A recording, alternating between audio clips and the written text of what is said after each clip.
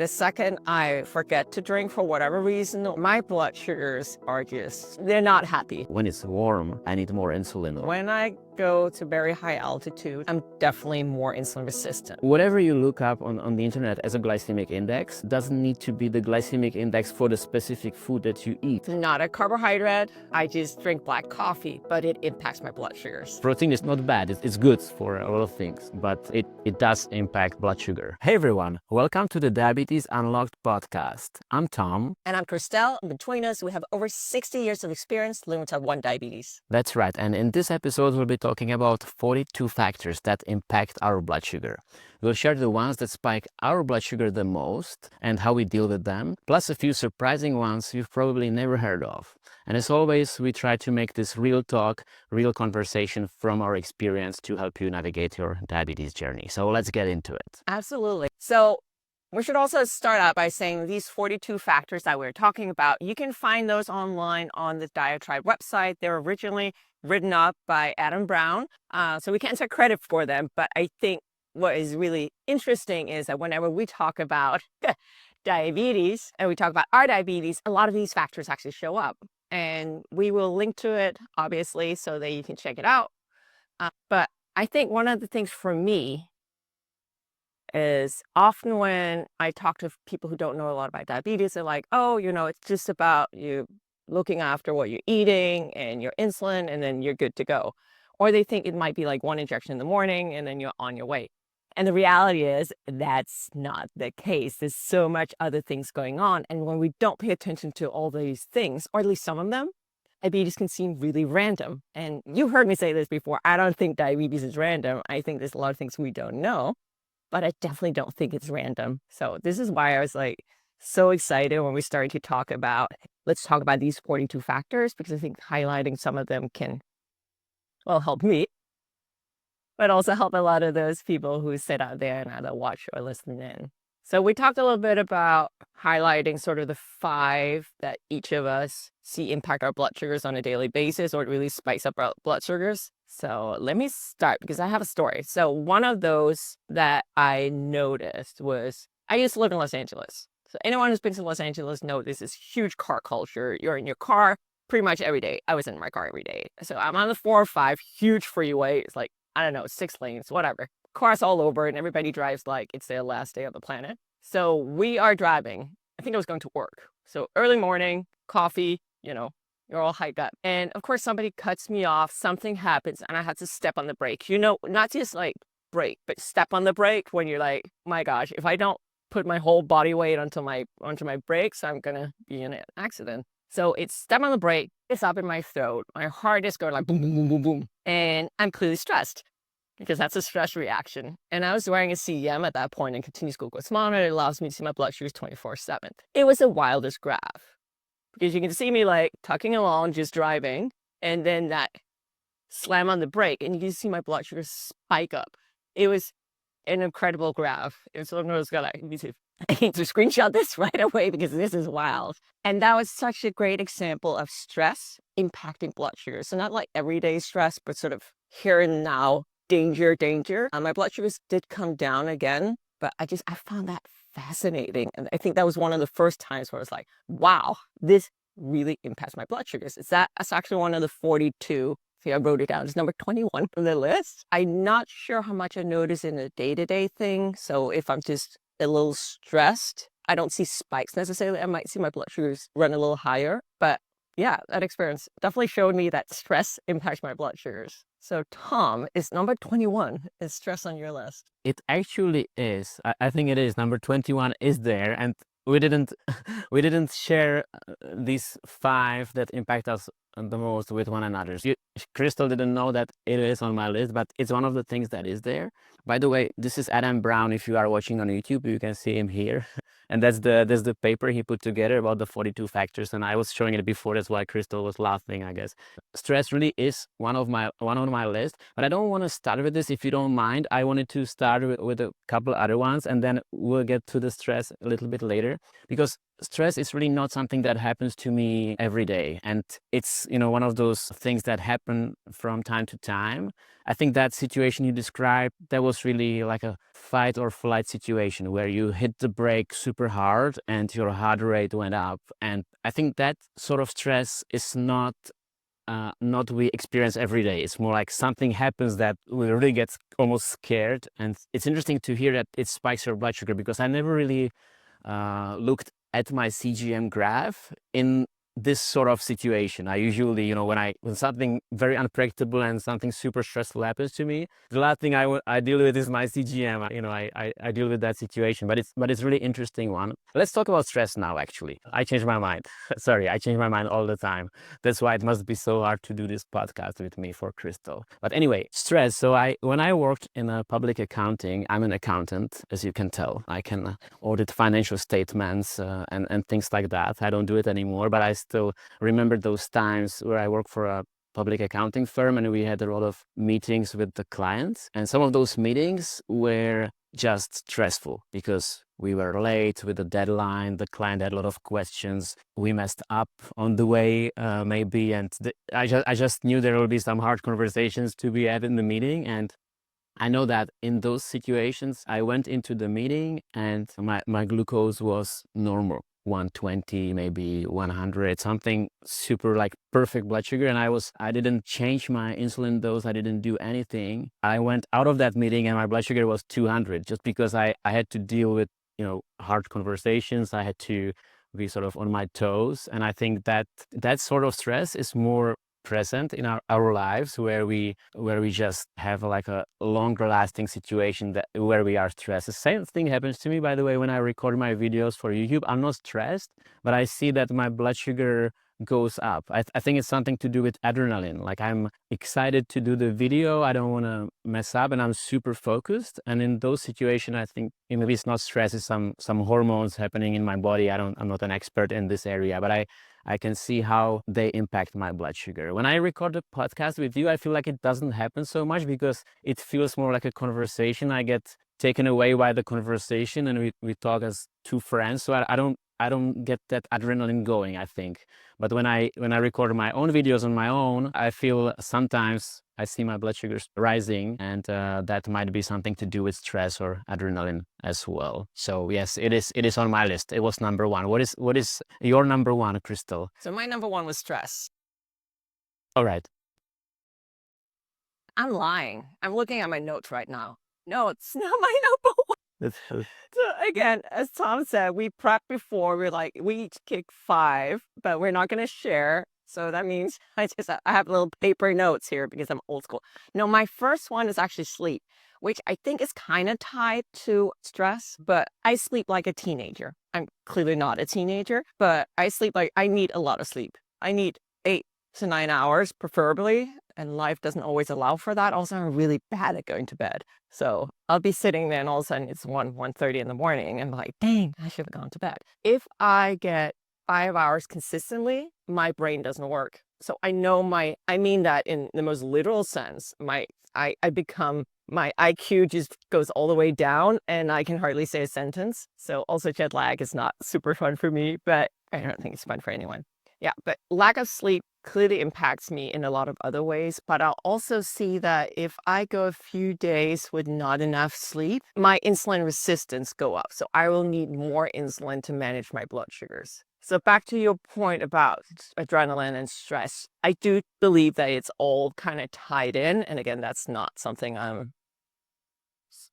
has super deep knowledge on either. But I think it's one of those examples where a lot of the hormone functions in your body really impacts blood sugars. And it's some of those things that are just really hard for us to control. Of course, I can control my bedtime. Am I bad at it? Yes, but it is within my control to go to bed at a decent hour. But how my body reacts, that's out of my hands, right? But what I can do and what can help me make my life with diabetes a little easier is I can recognize that these things happen. So I can recognize that if I'm stressed out for prolonged periods of time, or if I don't get enough sleep, it's going to impact my body and it's going to impact my insulin needs. And I then have to adjust my insulin to that. So I'm self-managed. No, you're self-managed, Tom. Also, you have a different system than I have. So I'm MDI I use multiple daily injections, and I adjust my doses on a daily basis. So if I know that I've had like poor sleep, maybe I've had a little bit too many low blood sugars overnight, or maybe I didn't go to bed at the right hour, I anticipate a higher insulin need the day after, and then I adjust. Because I don't want to go for a full day or a full week or whatever with high blood sugars. I'd rather adjust. That's kind of, yeah, definitely sleep is my main one. Yeah. And it actually sleep is on my list as well.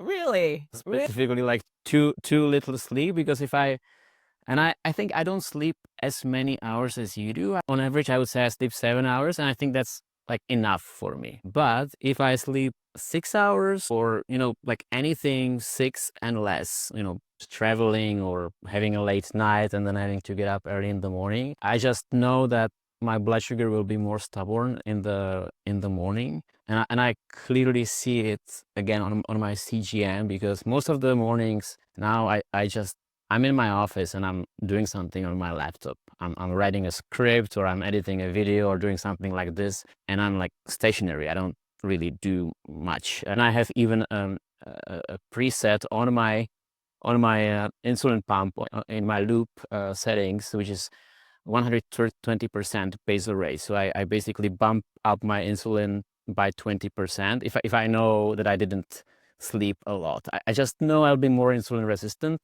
It's like it worked like a clockwork, and I know that this basal rate is right for me. And as you said, I'm self-managed. I guess I don't really use this term. I just say the things the way I do them. But it's not that the doctor told me, use exactly 20%. It's what I figure out over time. This is kind of like the amount of extra insulin I need if I don't get enough sleep. And then another thing is, with not getting enough sleep, and that's related to food a little bit. And whenever I'm tired, I just feel I have so much cravings for things that are not so easy to manage from blood sugar perspective. Like all kinds of fried foods, like fried chicken, or like chocolate or burger, or like things that, I don't crave so much when I'm like fresh and when I slept a lot. I will just eat most of the time healthy food. But when I'm tired, I find myself just grabbing all the things that I'm not saying I cannot eat them, but I would prefer not to eat. I just find myself, I'm really craving them a lot more when I didn't sleep enough. So yeah, I have sleep on my list as well. And what's interesting, I wanted to say, because in this paper, just to give a little bit more credit to the guy who came with it, Adam Brown, I found like a specific paragraph where he says that he needs 25% more insulin on days following less than 7 hours of sleep. And he says that also his glucose is 21% more variable compared to the days when he doesn't sleep enough. And I find these actually relatively high numbers compared to what I observed, but maybe I just didn't pay as much attention to it. I didn't do as much like research and writing things down as he did, but it's really significant what he documented in his paper. So I thought that was interesting, that such a huge impact on our blood sugar. So what's your next one, Crystal? Well, I do want to say one extra thing Okay. to that one before we jump into it. So for me, because what I hear you say is, hey, when you have a poor night's sleep or short amount of sleep, if you sleep less than you used to, that you automatically put it in a different basal rate. So that, right? Is that what you said? Yes. Because maybe to clarify on that, usually when that happens, I already see, like, I'm already waking up with a little bit higher blood sugar than I would expect. And then I see, like, within the first half an hour of the day, I see that the blood sugar starts creeping up for like no obvious reason. And that's when I do it. So maybe I said I do it automatically. It's more like, okay, I know that I didn't sleep, and then I see that, something is happening on my CGM graph, and I'm like, I just connect these two things together, and that's when I set the preset and like increase the dose. So maybe I misspoke on that a little bit. No, I mean, I do the same. I was just like, wow. Because for me, I expected, I anticipated, but I need to see it happen before I act. And I think for anyone listening or watching who maybe hasn't lived with type 1 diabetes as long as we have, or really like uncomfortable making these changes yourself, one of the things that I would say that you could do is talk to your medical team and just say, hey, when I'm in these situations where I have a suspicion that my blood sugar might be more resistant and I haven't slept well, what kind of strategy should you have in place? So I think you and your medical team can sit down and say, okay, if you haven't slept or something else, one of the other factors, and you see it impacts your blood sugars, these are some strategies that you can implement so that you can do this safely, because we want to be safe. So that's one of my main ones. But okay, so that was my first. My first was sleep. The next one was stress. We're recording and it's morning, and I just had my first cup of coffee. For those who are just listening, I sit here with my coffee cup. That's actually one of the things that can really impact my blood sugars. It's not a carbohydrate. I just drink black coffee, but it impacts my blood sugars. And this is one of the things I had to figure out for myself. I don't remember ever being told by a medical professional or reading in one of those little pamphlets we got back then about what could impact our blood sugars, that coffee would impact blood sugars. Okay, I've done a lot of research on it. It doesn't impact everyone's blood sugars. I want to say that. But it impacts mine. And I know a lot of people also see an impact from just black coffee. And there's a lot of reasons for that. But what I just found is I need to dose insulin for my coffee or my blood sugar will shoot up. And yeah, I still drink my coffee. I just take insulin for it. Perfect. So I have a question on this one. Do you see this happening only for coffee or like also for any other caffeinated beverages? Like let's say I drink two things that have caffeine. Like I'm guilty of drinking Coke Zero or Diet Coke. It's just something that I do, and I wanted to get rid of it, and I never really succeeded. I'm just addicted to Coke Zero. I guess good for those who hold stocks of Coca-Cola, but it's not it's not so good for my health. I know it, but it's something that I drink, like maybe not on a daily basis, but quite often, like more often than I would want. And I also drink coffee. I drink coffee almost every day, every morning I drink coffee. And I see that thing that you described, my blood sugar going up after drinking coffee, but I don't see the same thing happening when I drink Coke Zero. And Coke Zero also has like literally no sugar. It's just water and some other things. So like in theory, none of these things have any sugar or carbohydrates or like any, almost like both of these things have practically 0 calories, right? So I just wonder if that happens to you, let's say you drink some other caffeinated beverages, if you see the same thing with coffee. And also like, what is it the same for you in the morning and in the afternoon, or is it different? I was waiting for that one. So Coke Zero, yes, I love it. I have no issues with drinking that because I don't drink like a liter or a gallon a day. So like a Coke Zero here and there, I don't think that's gonna ruin my health. Diet Coke tastes awful, Tom. You cannot be drinking that. That's like no, that's ugh. But yeah, Coke Zero. So I think there's two things to it. So I drink coffee, I drink Coke Zero. I only drink herbal teas, which are not really teas, and those are non-caffeinated. There's not really, I don't know how a caffeinated black tea would impact me because I just don't drink that. So I think there's two things going on. Coffee impacts my blood sugars. I have not seen a real impact from Coke Zero either, but I drink Coke Zero usually in the afternoon or evening, not for breakfast. So I think there's also a time of day thing going on because like many other people, I'm more insulin resistant in the morning, meaning that if I add anything to my system that even going to impact my blood sugars a little bit, I'm going to see more of an impact in the morning than in the afternoon. That's a little convoluted. I think that came through. Right. So that makes a lot of sense. Pretty much like you. I don't really see an impact. That makes a lot of sense. And one more question. So we said coffee has no carbs. So you said you take some insulin with your cup of coffee, like you adjust for it. So how do you know how much to take? Because usually like we take insulin, I think most people take insulin depending on how many carbs you eat, because most people, I guess, have some sort of insulin to carb ratio and calculate, okay, 10 grams of carbs is 1 unit of insulin, or whatever your insulin to carb ratio is. But with this coffee, okay, you have no carbs. So I guess you will tell me, I just observed over time how much works for me. But is it proportional to, let's say, 5 carbs or 10 carbs or 15 carbs? Like, how much insulin do you take? I'm just curious. Sure. It's my insulin to coffee ratio. It's a new thing. So first of all, it's something that I've talked quite a bit on online. So I know that how much I take is not the same as how much a lot of other people need. I'll tell you how much I take. I just don't want anyone to have the takeaway that is what you need to take for coffee. But I generally take 1 unit If I'm already seeing my blood sugars trending upwards, which can happen in the morning due to other factors, I might go up to 1.5 units. I've met people who need 2 units. But again, Okay. I think there's also a difference between, are you drinking black coffee or you're drinking like coffee with half and half, which has carbs. Also, coffee does have like a tiny bit of carbs. It has a little bit. There's a little bit in there, depending also on which roast you're drinking. But yeah, for me, it's about 1 unit. In the afternoon, it's closer to 0.5 unit or nothing, depending on where my blood sugars are already going. So what you can hear here is I don't just take the coffee in itself into consideration. I also take my trends into consideration. I can do that because, as we talked about before, I wear a CTM, continuous glucose monitor, so I kind of know the trends and where I'm going.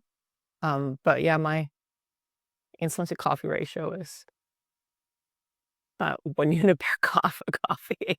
And also it's big coffees. It's also, I think there's a lot of things going on. Like you're drinking espresso or you're drinking decaf. Actually, decaf can also impact blood sugars, which is weird because there's not supposed to be any caffeine in it, but that's just got to be the tiny amount of coffee. But yeah, so coffee is number 5 on the list of the 42 things. Why that's relevant. It's more if you go in and you actually look at the list, you can see each of them as a little numbered. So I think the next one I have one more that's about drinking. Sounded all wrong. That one is hydration. I thought it would be alcohol. I could hear that way or it came out. I was like, oh, no, okay. Well, alcohol is also relevant, but alcohol usually doesn't spike my blood sugars. So if I'm dehydrated, oh boy, that can make my life so much harder. And dehydration is very individual from person to person. I generally tend to drink a lot of water, so I'm generally very hydrated, I guess. But the second I forget to drink for whatever reason, or I don't have water with me, or I'm traveling, or I'm on a plane for a long time, my blood sugars are they're not happy. Let me say it like that. My diabetes is not happy, and she needs a lot of insulin to be kept happy. So hydration is a huge one for me. Okay, interesting. I know it's on the list, the hydration, but I'm surprised to hear it's such a big one for you because I don't really see it on myself. And like, again, it just goes to show how we are all different. But it's also interesting that your diabetes is a she, if I heard you right. Because mine is just it. I don't assign it to any gender. So could I go with the mech? About it as a gender. That was just that it felt like a she right there because I'm a she looking and it's part of me. So that was kind of more the thinking. Yeah, but I mean, I don't mind. You can call it whatever you want. I'm quite open-minded in that. No, I don't know. So yours has a name? No? Okay. Of course, I'm just talking a sip of water. Hydrate, right? No, my diabetes does not have a name. No, it does not. It looks a little bit like it does have a name, but you don't want to talk about it. No. Because you took a while to think about it. I'm an open book. I was just thinking about for whatever reason, I was like, I don't think I gave my car a name either. I don't have a car right now, but it was definitely a she. So I have different things that I assign gender, I guess, but not necessarily a name. Cool. I like it. I like it. Today we have a lot of fun. It's really, it's great. So let me go with one of mine now. Yeah. Because you're just talking about yours, and I feel like I also need some space. Oh. So I'll go with some from the food category, if that's okay. Absolutely.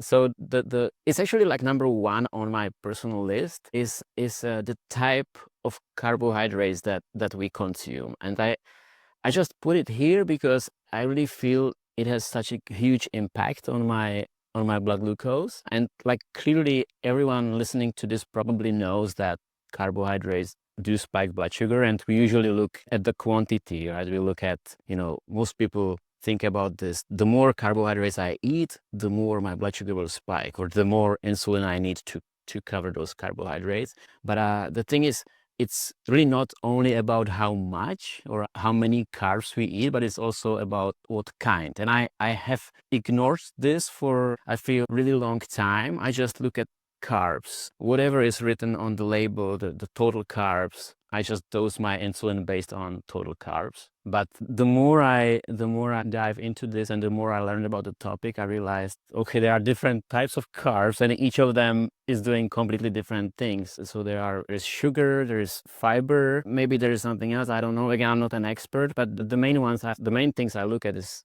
total carbs and then sugar and fiber. And I figured, okay, if I drink an orange juice, it's basically, let's say it's 10 carbs, but it's purely sugar. And this will spike my blood sugar a lot and like very fast. If I eat the 10 grams of carbs as a half a banana or an apple or whatnot, okay, it's a little bit slower spike. It's not that violent, and it's like easier to deal with for me. But if I eat, I don't know, raspberries or strawberries, half of those carbs are coming from fiber, and suddenly this is actually like a very blood sugar friendly meal. I don't even need to pre-bolus a lot. I do take my insulin like a little bit before I eat raspberries, but still my blood sugar is very stable after that. And so what I'm getting at is like it really matters what type of carbohydrates I eat. And for me, I will significantly change my insulin dose. I will use my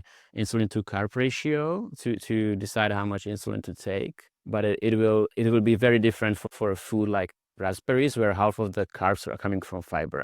I will almost ignore the fiber and I will only dose my insulin based on the net carbs, the difference of the total carbs and the fiber. Do you do it the same way? Because I think I heard you in one video talking about it like a more scientifically, or you had like a much more complex approach to figuring out how to dose your insulin for carbs. Do you want to share how you think about that? I want to pass it directly back to you because we need to talk more about you. What's your questions? Okay. So basically, kind of what you're talking about is glycemic index. So do you ever look up Yes. glycemic index? So glycemic index is how hard or how quickly our blood sugar is gonna rise from a food in general. And then the second is, do you actually drink orange juice? Glycemic index, I do look at it, but more out of curiosity sometimes. It's not really a big factor for me. I know that in theory, foods with high glycemic index raise blood sugar faster than foods with low glycemic index. But whatever you look up on the internet as a glycemic index, I feel like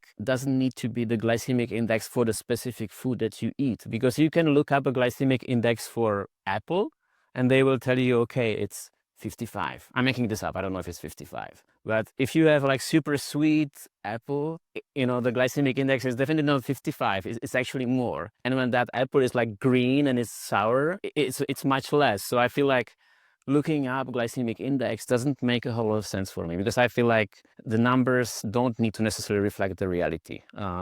And I drink orange juice when my blood sugar is low. So it's not something I love, drinking orange juice. Sometimes I do drink it with like sparkling water just to hydrate, but I don't drink whole lots of it just because of the blood sugar impact, and it's like hard to manage, and I don't even like it that much. But as a low blood sugar treatment, when I need to bring my blood sugar up very quickly, I do drink orange juice. I always have some in my fridge. You say you drink orange juice with sparkling wine, so mimosas? Is that sparkling? I said sparkling water. But mimosa, orange juice with sparkling wine, is delicious, I can say. I would also drink that. Okay.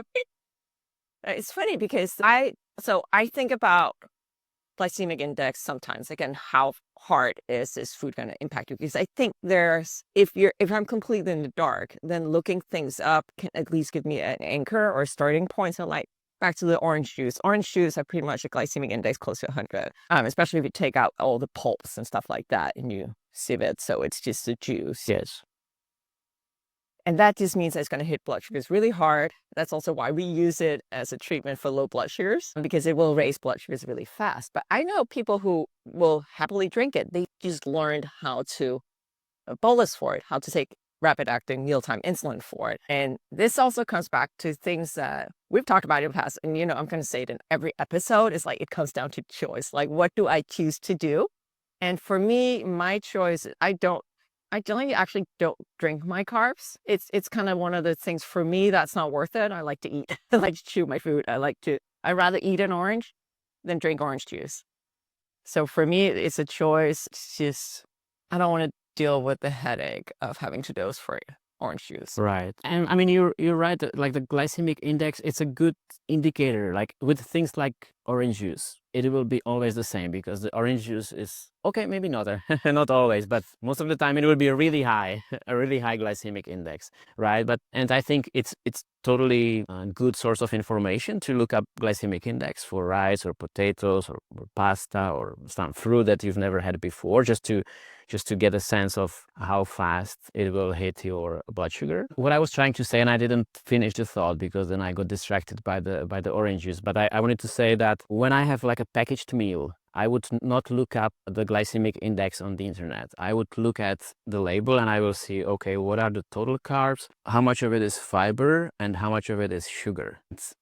That will really help me understand because I've lived with diabetes for 35 years. But these three things will really help me understand how that food will impact my blood sugar in time. And if I have a choice of two things, I will usually go for something that's higher in fiber. I like to add fiber to my meals just to not have steep blood sugar spikes after the meal. It's just easier to then figure out the timing of the insulin and align it with the food, with the timing of the food when there is more, less sugar and more fiber. I'm even like sometimes obsessed with this. Like I like to add chia seeds. So I ground chia seeds and I have like a big dose of chia seeds in my house, and sometimes I add it to things that are high in carbs, like oatmeal. Let's say I eat oatmeal with my daughter for the breakfast. I would just put a lot of chia seeds in it and some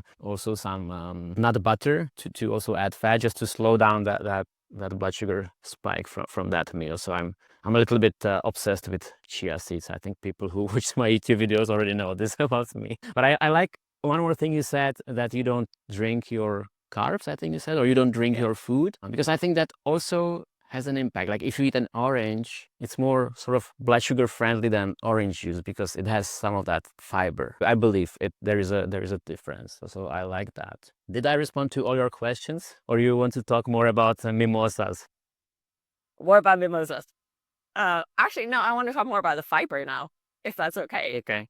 So it's one of those things that I focus on fibers. Fiber is so healthy for us outside of diabetes as well. It's also shown to your point, being able to like a blood sugar spike. It doesn't mean that obviously the food doesn't convert into glucose and end up in the bloodstream eventually. It's more about like not seeing that initial really high rise. So have you ever tried other sources of fiber? So one of the things that I've been like a fiber supplement, I would say psyllium husks. You ever tried those? No, I only do chia seeds. And what is the name of the other seeds starting with L? I can't recall. Anyway, psyllium husks I never tried.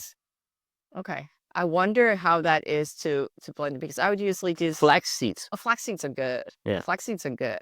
So the thing is though, with those two types of fiber that you're mentioning, flax seeds and chia seeds, is that when you put water on them, there's sort of gel. So they do change the consistency a little bit, but I do like flax seeds as well. It's really good. But anyway, so you haven't tried the psyllium husk, but my question has always been like, hey, if you just take a supplement of fiber with your meal, doesn't do the same thing for blood sugars, and I haven't found a good answer for that. What do you mean? Like if you get the fiber from the food, so let's say if you eat bell pepper, then you will have some carbs and fiber in it, right? So it's from the food, but when you add psyllium husk on your food, you think it will have different effect. The sort of fiber is already in the food versus something that you add. This is what you mean? Yeah. If there's a difference. So I don't know. Seeds definitely make a difference. I mean, chia seeds, I feel like they really work. So as long as you stick to chia seeds or flax seeds, you'll be fine. You're part of big chia seed.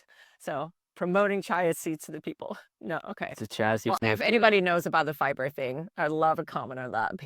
I've been trying to figure it out. So, okay. So you mentioned, basic glycemic index. I know that's not the word you used. You mentioned stress and you mentioned sleep. What's your fourth? Yes, so I have here one that is also food related. So maybe we can okay. No, let's hear it. No, it's not talking about food. So on Adam's list there are two more things: protein and fat. And I think both of these are very important. Like they really affect blood sugar. And if there is someone who is carnivore and will write under this video that if you only eat meat for the rest of your life, it will fix your diabetes. It's not true. Don't write it there. Otherwise, you get a ban. No, I'm just kidding. Carnivores are welcome. But what I want to say is protein and fat also impact blood sugar. And I put protein on the list because I think this one is a little bit more misunderstood, or maybe because we usually hear about people talking about foods with high fat and high carb content, that they impact blood sugar more, but we don't talk too much about protein. And I'm not saying protein is wrong. It's just what I'm saying is that I noticed, sorry, taking a step back, when I started eating low carb diet, I obviously didn't need that much insulin. So if my lunch was not full of carbs, I just took less insulin. I was eating a lot of protein. I was eating a lot of meat, for example. But then I figured, okay, if I eat a huge steak only with green leaf salad for lunch, it's almost zero carbohydrates. Like I don't really need to take insulin for that meal. But then what I saw, 2 hours later, my blood sugar actually starts going up.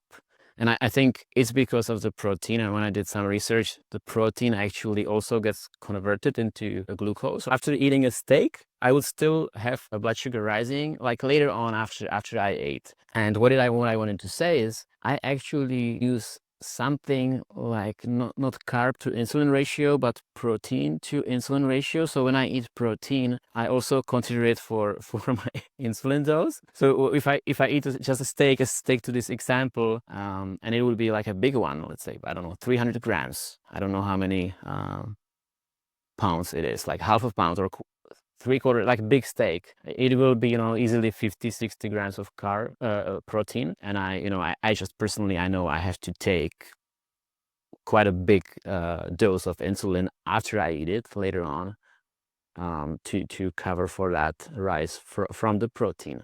My ratio, again, is not like what anyone should use, but my ratio for protein is like half of the carb ratio approximately, or 40% of the carb ratio. So let's say for 10 grams of carb, I would take 1 unit of insulin. So for 20 grams of protein or 25 grams of protein, I will take 1 unit of insulin. So for a big steak, I easily do 2 units of insulin, let's say 1 hour, 1.5 hours after I eat, like after the meal, not before, because I would go low, but after. And I just didn't understand it for a long time. And I think if we are told to take insulin only for carbs and always count carbs and make all our decisions only around carbs, it can be a bit misleading for someone living with type 1 diabetes like us. And that's why I wanted to bring it up, because I think it's a really important one that's here on this list, that is often like misunderstood, because protein is not bad. It's good for a lot of things, but it does impact blood sugar. I love that, by the way. Thank you for bringing it up. I think and I agree. I think it's great that we start with carbs, and carbs is always going to be the base because, that's what impacts blood sugars most aggressively. But especially if you're eating low carb, which I think was what you observed, when you're really low carb but high protein. So for example, your salad, your lettuce leaves with the meat. If it's a very lean meat, then you have a lot of protein, you have no carbs really. That actually will, to your point, that will hit blood sugars fairly aggressively. So there are some different formulas floating around. Again, talk to your medical team. But there's some different formulas saying, hey, if you're eating lower carb, high protein, you might want to do like a 10% on top of it to account for the protein. If you're eating more carbs, like a high carb, high protein meal, you don't necessarily need to add so much extra insulin for the protein, which I find fascinating. So there's also that lever on like how much carbohydrates are you actually adding? And I've seen the same things. It's just like, I think one of the really good examples is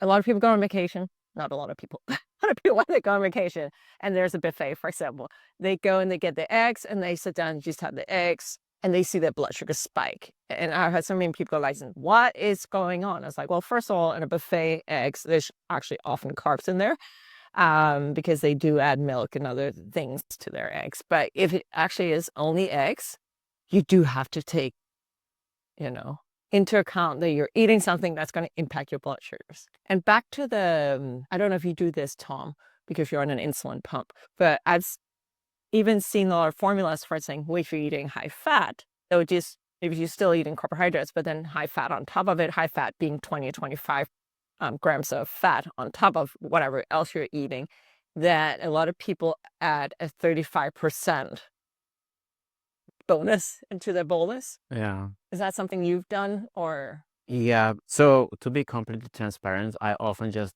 eyeball the plate and I just say, okay, now I will take 4 units, and in an hour and a half I take 2 units. Like, I mean, that's what I do most of the time.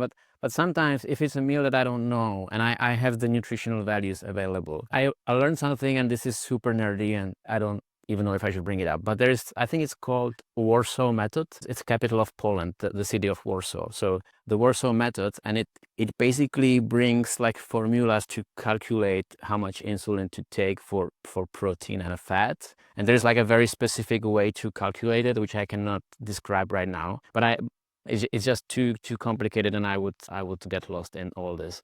But it basically tells you how much insulin to take for fat and protein, to adjust for fat and protein in the meal. So you're not only bolusing for carbs before the meal, but you're also bolusing for protein and fat after the meal. And there is, this method basically has ratios, and I find this method works really well for me. So if I have I don't know, just use pizza as an example. It's the easiest one. But that has a packaging, like let's say I have frozen pizza, very healthy thing to eat, and I put it in a microwave, heat it up, and like this one, I have like honestly like no idea how much insulin to take, especially if I never had this one before. So I will like almost like calculate everything following this spreadsheet with Warsaw method, and it usually works. Sometimes what I heard some people to do is to take like to up their bolus by 25%. So the pre-meal dose by 25% to account for the fat. But I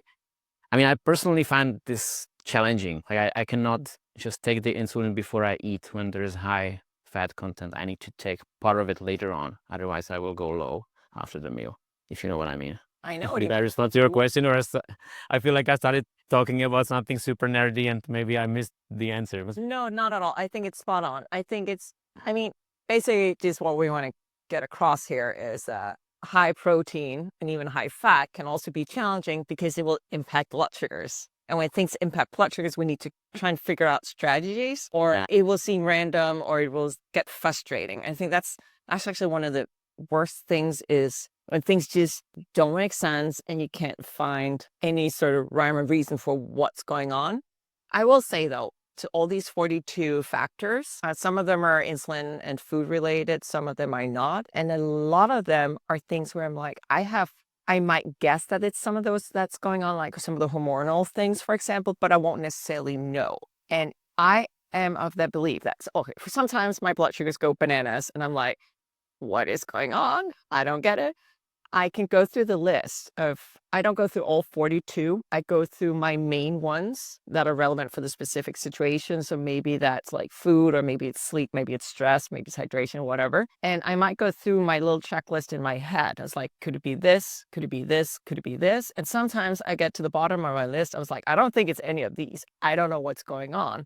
And that's kind of where I take a step back, and I have this Zen mantra going like, I don't know what's going on. It's okay. The learning today might be that I don't know what's going on. The body's a little bit of a black box. I can't control everything. And then I let it go and I move on. So I'd say, I think there's a learning most days, but some days the learning is, this was weird. And then I move on. But that was a side note. Yeah. No, I think it's a great point. I think we can't always know or figure out everything. We might be acting like we have everything, or it might come off as we have everything figured out, but I definitely don't.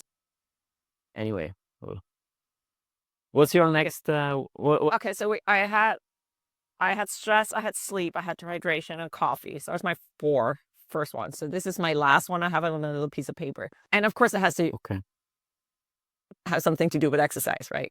Because that's how I started out in diabetes. It's still my passion. So I think one of the things is realizing how different type of exercise can impact blood sugars. And if you want like all the nitty-gritty details, go back to a previous episode where we talk more about exercise.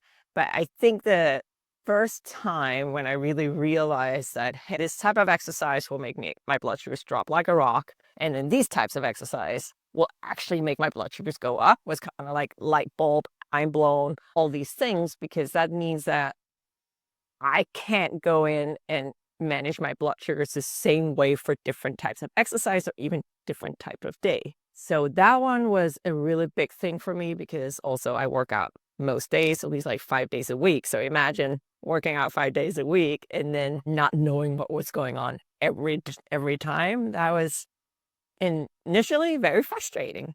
And then I kind of figured it out.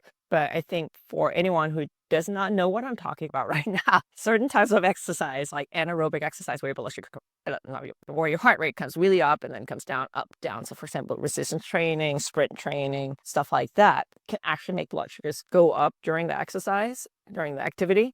And then for the most part, it comes down after. But if you expect your blood sugars to go low and then see that rise, it might be a little confusing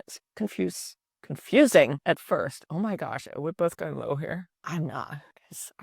Am I going low? I was looking because I felt like, before I wanted to say something and I forgot what I wanted to say. And I'm like, am I going low? And I checked. Okay, it's actually not low enough to use this as an excuse. I think you can see my number. Can you see my number on your screen or not? Not right now as the video. No, it's not. Okay. No. Okay. Yeah, because I think if somebody's watching us, when the camera focus on me, I think people can see it. But in my view here, I can actually see your face, my face, but I cannot see the number. That's why I look behind me.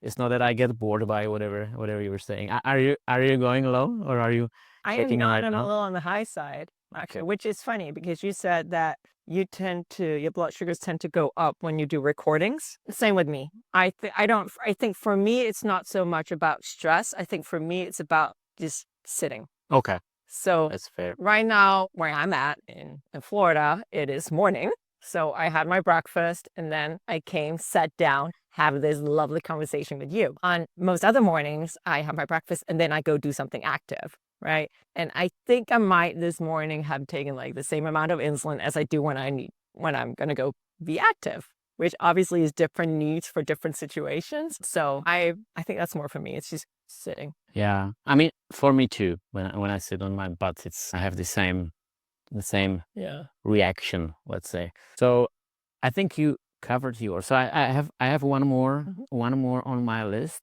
that I wanted to talk about, and then maybe after I'm done with this one, we could pick a few random ones, because they were not on your list, but I was wondering what you think about them and how you experience those. So my last one it's number 25 on the list. It's infusion set issues, and so this is very specific to insulin pumps, or people who use insulin pump can struggle with those. But I'll try to make it relevant for people who are not pumping right now, because there is a little bit of overlay to the next point that's on the list, so that we don't exclude the non-pump users like Crystal from from this completely.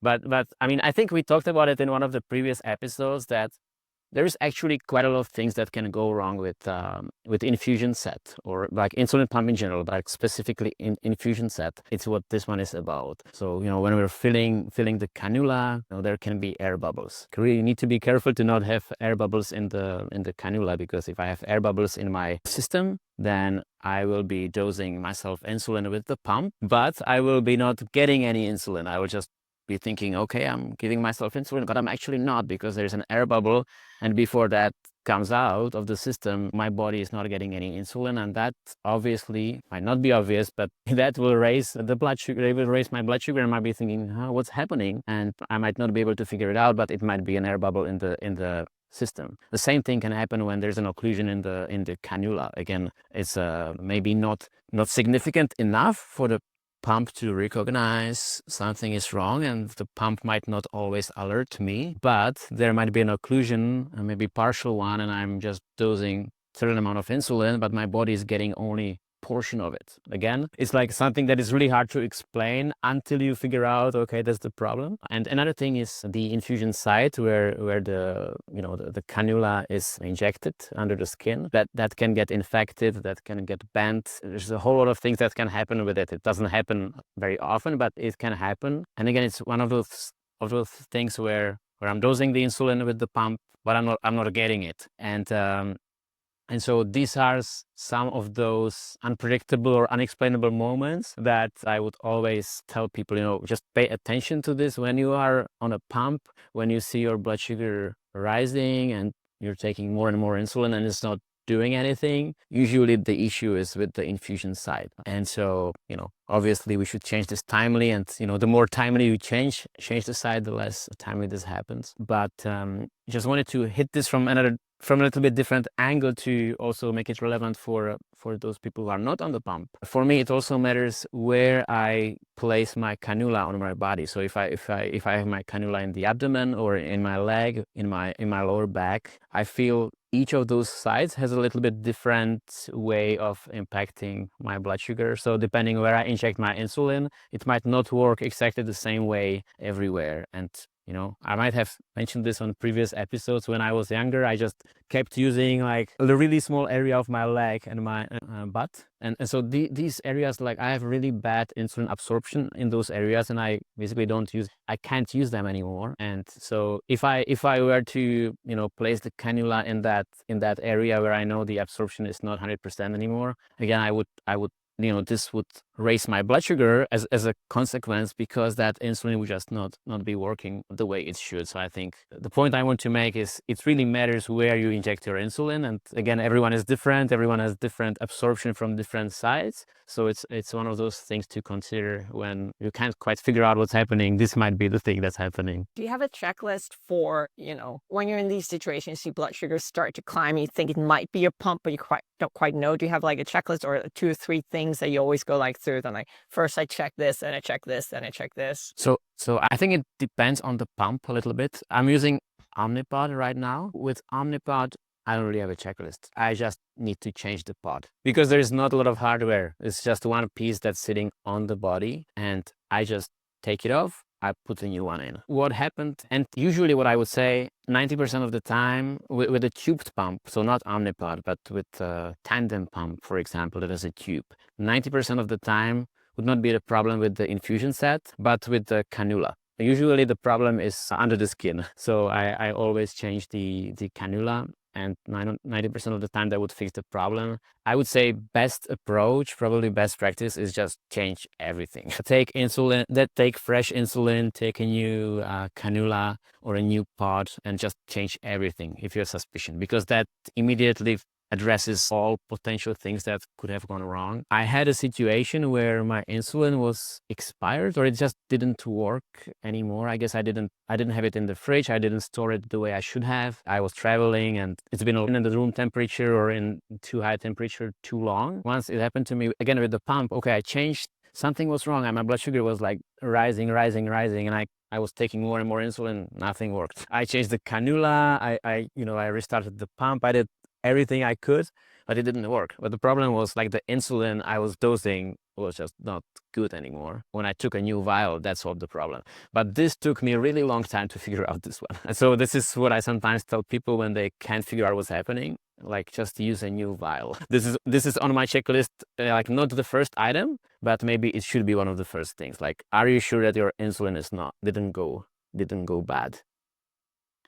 Do you have a checklist? Like a manual injection? I do, but it's a follow-up to the pump thing, because I've seen others where they like do a manual injection with either a syringe or a pre-filled pen before they change all their gear, just to see, hey, is it the pump issue, or am I just really insulin resistant? So meaning that if they take an injection with a syringe and then see their blood sugars come down, then they're like, okay, bingo, yes, it's definitely a pump issue. And then they change everything. I've done this before, and I don't do this very frequently. I mean, I've done it a few times probably in my life, but I do take an injection when I'm suspicious that the pump failed. It's just the fastest thing you can do.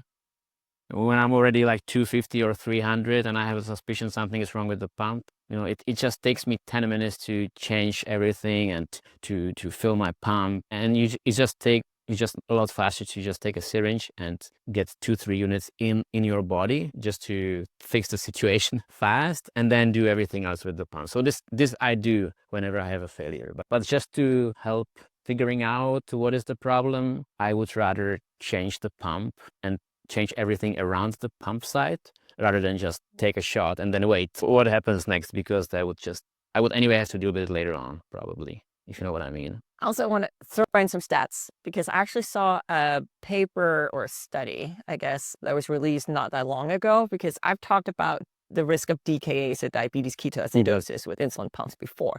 And they actually showed that the number of people going to DKA due to pump failures have dramatically dropped. So that's really good news for all the pumpers out there, because it just means that the systems are getting better and better, and the risk of something happening that should be happening is going down. So that's awesome. And I was super happy to say that. And then about the expired insulin, it's the frustrating thing about insulin is that insulin can go bad, but you don't necessarily know, because you can look at it and it still looks fine, but Right. it going bad just means that it won't necessarily lower blood sugars to the same effect as it should. So I have one case where I was struggling. I was working and I kept taking insulin. I kept increasing my basal insulin, my long-acting insulin. I kept increasing it, and I was working hard to keep my blood sugars in range. And I had an endo appointment, I think like a week after. And she's looking at it, she's like, "Oh my gosh, Crystal, you do so much work, and there's clearly something going on. Have you thought about maybe, it could be your insulin that's gone bad?" And that was the first time I kind of really, this is a while ago, first time I thought about it. I was like, I hadn't thought about that. But I did switch to another pen. She's like, okay, so I use insulin pens, right? And there's 5 pens in a box. And she's like, well, maybe you choose a different box and not to go through the same pens in the same box. I was like, okay, insulin is insulin is expensive. So there's also that component of it. But of course, it being expensive, it doesn't help if it's not lowering my blood sugars. I picked a pen from another box and instantly blood sugars came down. I was like, dang it. I had to throw out a whole box of insulin, but it is what it is. And that was kind of the first time that got put on my radar. Now, since that, whenever I've had issues with, blood sugars being exceptionally hard to manage, and if I see I keep increasing my dose and nothing is happening, I try a pen from a different box. Yeah. Because I've learned now. I mean, it's one of those things that are really hard because we're like so deep into, there's just so many things, and some of them happen like once in 5 years, like with the expired insulin. Like, you will not have a wrong, some people will not experience this in a lifetime. I think you have to be sort of unlucky to have this sort of experience that you get just the wrong insulin from the pharmacy. But when that happens, obviously you blame everything else but this. But maybe for someone who's like completely away from the situation, like your endocrinologist in the situation, just like they are able to think out of the box like more than we are, because we are so focused on like all these things that usually cause the problem, but we don't think about all the 42 things on the list, or maybe there is even more. And yeah, that's why this list is really good to just like talk about it, just like as a reminder of like some things might be going on that we don't think about too often, or just happen once in a lifetime kind of thing. But it's maybe insulin is one of them. Absolutely. And I think for me, it's not about, it's knowing that there's a lot of factors. And then it's kind of like also honing in which ones are the most relevant for me in specific situations. Right. So that, we can't look at everything all the time, right? So it's about for me, it's about looking at the things that I think have the biggest impact. But yeah, life with diabetes is interesting. How about that? It's always something new, never a dull moment. So trying to look at the positives here. There's always something to talk about with another person. Like, it's something that you can instantly connect on, like all these things. So I have a few more, like actually just a couple more that are on this list of 42 factors that affect blood sugar that are also kind of not talked about a lot. But I wanted to ask you because I honestly have no idea what you're gonna say. With some of these other ones, I kind of could like predict a little bit what you're gonna say, but these ones I have no idea. And the first one is, what it says here is that outside temperature can have impact on blood glucose. And there is some more information here, but I just want to open it by asking you, do you see any impact of like the weather conditions? If it's warmer or colder, if it impacts your blood sugar significantly or in any way? So I have. So mainly when I've been traveling, so that also means that I'm outside of my normal setting. So there can also be other things going on. But in really hot climates, which is funny because I live in southern Florida now. It's kind of a hot climate. But when I go from not so hot to a really hot climate, I generally see my blood sugars being on the higher side, which is interesting because I think actually most people see them be on the lower side when it's really warm. I think for me, maybe it comes back to hydration.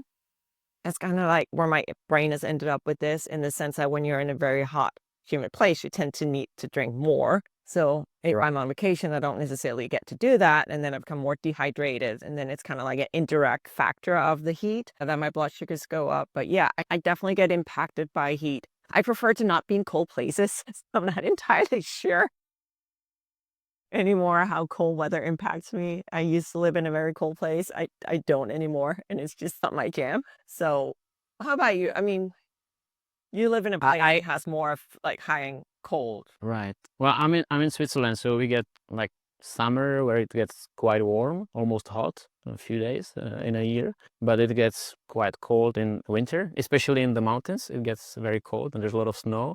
But I have not really seen a lot of the impact on the blood glucose. And I just feel like there is always so many other factors playing a role here. Like when it's cold, you usually are more physically active to stay warm. So I know when it's cold, I usually have good blood sugar when I'm outside, but I feel like, okay, I'm also moving in the same time, and I'm also doing all this kind of physical activity that also lowers blood sugar. And then when it's warm, I don't know, like the CGM readings, I think can also be impacted by the temperature. I don't know by how much. So there's like so many factors that go into it that I find it hard to really point to temperature and say, when it's warm, I need more insulin, or I need less insulin when it's cold. I don't think like that. With some other factors on the list, I definitely I know right away I need more insulin or less insulin, but with temperature, definitely not. And then the next one I have here is, I think it was somewhere here. Where is it? Altitude? Was it here? Yes, altitude. And there is a question mark next to it. So all the other ones have like arrow up or arrow down, but altitude has a question mark. So I wonder if you if you have any experience with like really high altitude or anything like that. Yeah.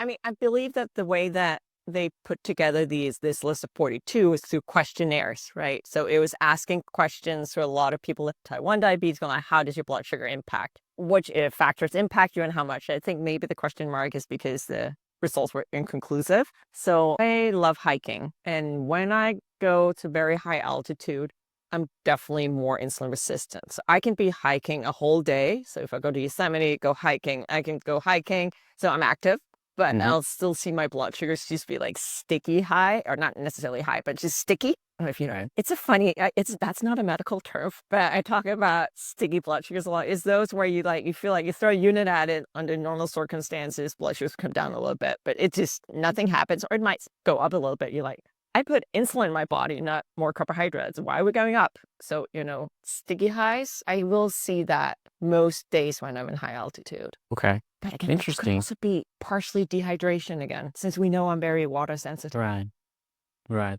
So I don't have this at all. Actually, I just had an experience when we traveled in Peru and Bolivia, and when we went to no, this was in Peru actually, I think. And all these tourist attractions there are like in quite a high altitude, and I know we climbed a mountain in Peru that had 1,200 meters. It's actually quite high. I don't know how many feet this is. It's probably like over 15,000 feet. It's maybe even more than that, but it was a hike from 4,500 meters, so it was a long hike in high altitude, and it was like really hard. It was one of the hardest things I've done, and my blood sugar was constantly low, like walking up. And I guess I just took too much insulin prior to this hike. I had a suspicion, but I felt like, okay, I'm in high altitude and I feel like I'm super insulin sensitive. What the heck is happening? I ate like 2 packages of glucose tabs, and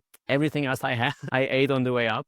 And then on the way down, I had a terrible headache because I feel like we didn't do proper acclimatization and things like that. But that was my experience, and I was low basically the whole hike. I was just eating. I was low all the time in that high altitude. Do you live in high altitude? No, I mean, compared to you, yes, like maybe like At sea level, pretty 200 meters above the sea level, like 700 feet above the sea level, like I guess that doesn't count as high altitude.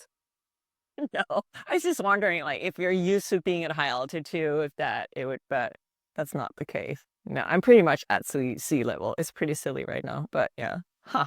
It's a good one though, because it's one of those that, so people online who knows that I hike, I'll often get this question. And like for me, yes, I do see an impact, but I think as with all of these things, you have to like test it out for yourself and see how much and if at all you get impacted by these different factors. I think that some of them is like for sure. Of course, you're going to get impacted by insulin and food, but with some of the other factors, you might get impact, but it might be so little that you don't really see a difference or you don't need to do anything different on it. One more, okay? Yes. And then I want So to pick this one is recent hypoglycemia. You want to, okay, then go for yours. Pick number 22, please, yeah? This is the one I want to talk about. Okay, random pick, number 22. Can we talk about that? Go for it. Yeah, I mean, number 22 is recent hypoglycemia, and there is an arrow down, meaning if, so the conclusion of this paper is basically if we experience low blood sugar or hypoglycemic event, then we are more likely to experience another one in the next 24 hours. I think I might be, please take it again. So I'm not reading it. I'm just saying what I remember. But basically, once you had a hypo, that you might have another one soon or on the same day, if you know what I mean. Do you see that playing out in your situation? No, it's not something that I see for myself. Hmm. I read about it. I read all the be careful. Yeah. If you have one low, you're more prone to having another one. So you need to like not overcorrect high blood sugars after.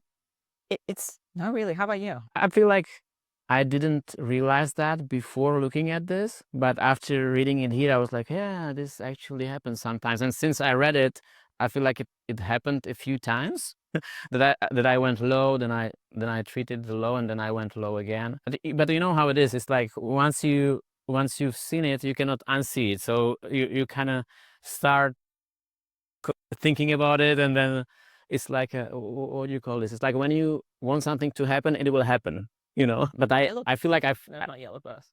no, But no, it's a prophecy. No, self-fulfilling prophecy. Like, is this self-fulfilling prophecy?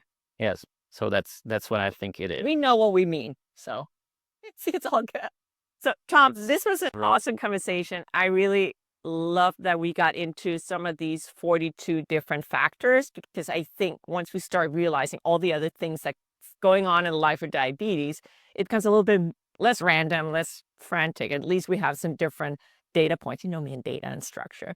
There'll be a little bit more data points we can look at. And I really think that the more we know, the more diabetes makes sense. And diabetes will never be easy, but I think you can help make it a little easier. Crystal, I also enjoyed this conversation a lot. It was great. We laughed a lot, and I really loved it today, as people could probably see. So if you like it too, give us a like. And as Crystal mentioned, we have other chats on our channel. One is about exercise. We also have one about food and diabetes and what do we eat. So check those out, and we will see you again in 2 weeks. Have a nice day, and ciao. Bye-bye.